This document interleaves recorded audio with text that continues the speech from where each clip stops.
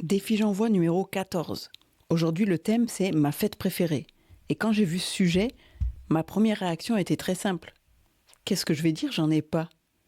Honnêtement, il n'y a rien qui m'est venu de manière évidente. Il n'y a pas une date qui s'impose, pas un moment de l'année où je me dis spontanément « Ah bah ça, c'est ma fête préférée ». Et plutôt que de chercher à répondre comme il faudrait, j'ai eu envie de m'arrêter là-dessus. Parce que cette absence de réponse dit en réalité quelque chose de très précis sur mon rapport au temps, au sens et à la célébration. Dans cet épisode, je vais t'expliquer pourquoi je n'ai pas de fête préférée et surtout ce que j'ai compris en réalisant que pour moi, la fête n'est pas une date sur un calendrier, mais plutôt un état intérieur. Allez, bonne écoute. Bienvenue dans Empowercast. Pendant tout le mois de janvier, j'ai décidé de relever le défi J'envoie proposé par l'Académie du podcast. Il s'agit de publier un épisode par jour, tous les jours, en tenant compte d'une contrainte créative ou narrative imposée. Pour l'occasion, Empowercast s'est paré d'un nouveau générique et j'espère que tu l'apprécieras et que tu t'amuseras autant que moi à écouter chacune de ces capsules.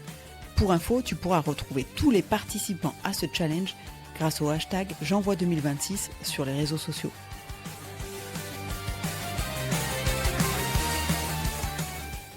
J'ai vraiment cherché, tu sais, j'ai passé en revue les fêtes classiques, Noël, les anniversaires, le Nouvel An, les fêtes de famille, les grandes dates symboliques, l'anniversaire du frigo. Et à chaque fois, je me suis posé la même question. Est-ce que c'est vraiment ça que je préfère ? La réponse est toujours la même.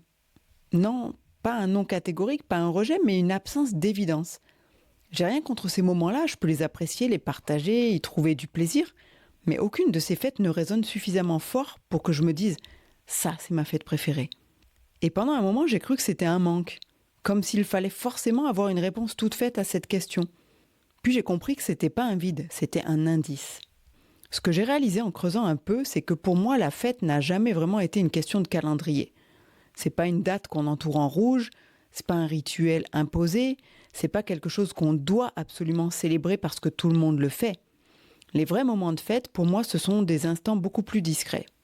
Un moment où je me sens pleinement à ma place, un moment où je respire mieux, mon corps dit oui sans effort.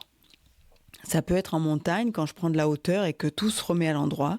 Ça peut être un instant de calme, seul, loin du bruit. Ça peut être une fin de journée où je me dis là, c'est juste.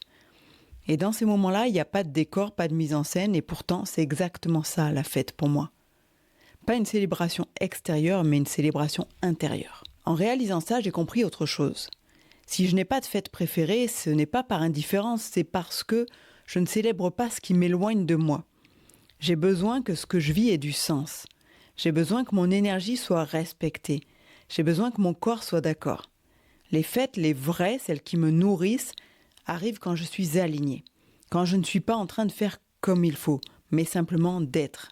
Et ça m'a demandé du temps d'assumer ça, d'accepter que mon rapport à la célébration ne rentre pas dans les cases habituelles.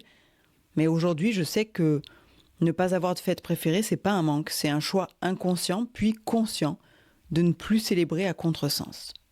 Alors je te laisse avec cette question. Est-ce que toi, tu célèbres vraiment les fêtes que tu célèbres ?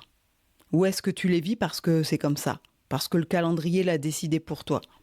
Parce que ça se fait ? Peut-être que ta fête préférée n'est pas une date non plus, peut-être que c'est un état, un moment où tu te respectes, un moment où tu te ressources, un moment où tu te ressembles vraiment. Et si c'était ça finalement la plus belle des célébrations ?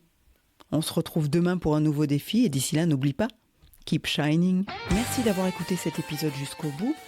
Pendant tout le mois de janvier et pendant toute la durée de ce défi J'envoie, je te propose de me laisser des commentaires ou des questions sur le répondeur d'Empowercast que tu trouveras dans les notes du podcast. C'est un lien sur lequel tu cliques et qui te permettra de me laisser un message de moins de 30 secondes. Mais il y a déjà de quoi en dire en 30 secondes. Allez, j'ai hâte d'écouter ton message. À demain!